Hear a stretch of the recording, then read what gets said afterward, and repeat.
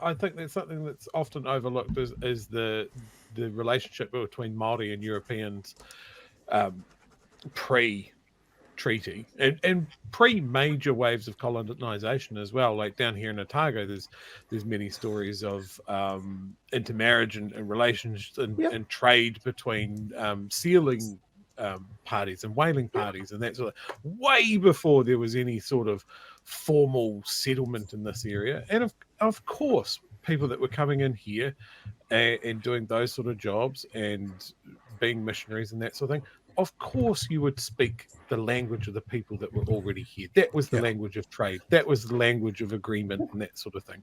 So it makes sense that the treaty that was signed, the treaty that was negotiated, was in Māori. And I find it really interesting as someone that's in his early 40s, right?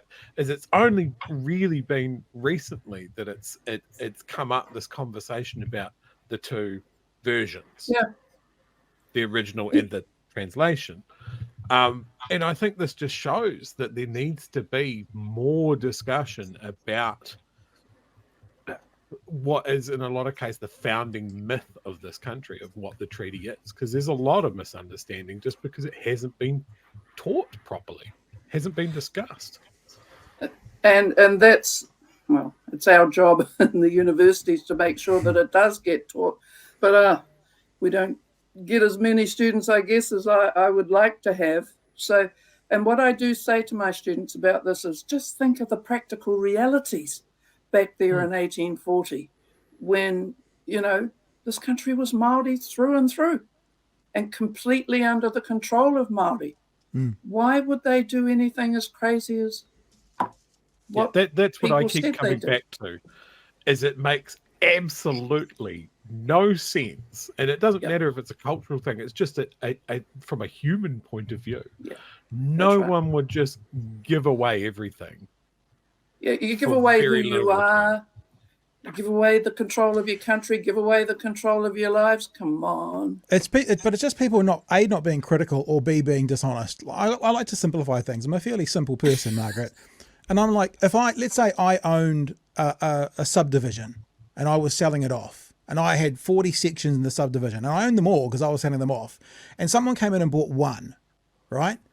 They're not all of a sudden going to be the ones in charge, are they? Because I still own 39 of them. The one's not going to be making all the rules. It's the 39. How can we think it would have been any different in 1840?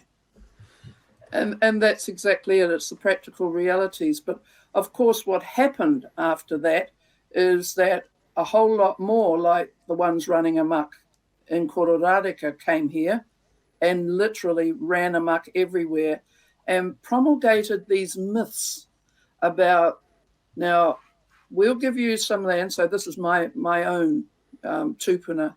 Yes, you've got nowhere to stay. You're as poor as hell.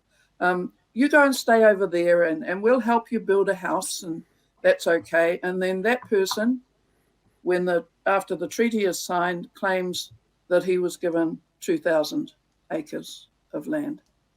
And it's as simple as that. And they kept doing that and kept doing that.